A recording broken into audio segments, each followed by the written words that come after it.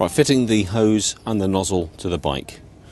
The nozzle, you take it so that the bayoneted end, and then you just push it into the hose like that, so it's just a couple of millimeters away from the end of the red wire. Next thing we're going to do is attach it to the bottom of the swing arm.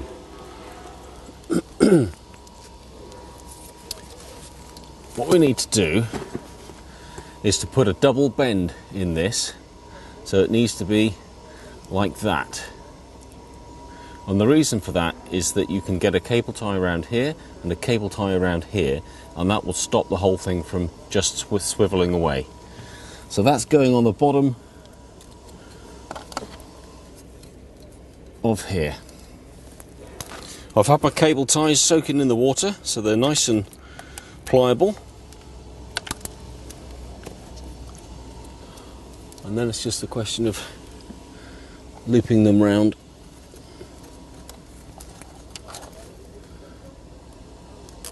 Get them in place first.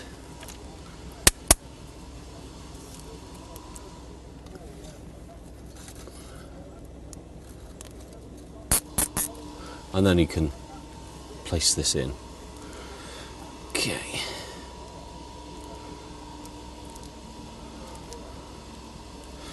So remember to put your little bend in there to keep it in the right place. One cable tie is around that area, one cable tie around that area. Like that. Okay, let's just zip that up. That's the first one in place. Because of the wire, I'll be able to bend that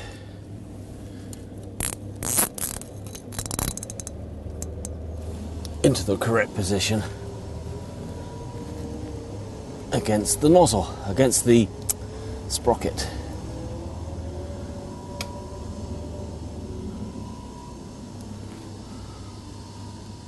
Like that.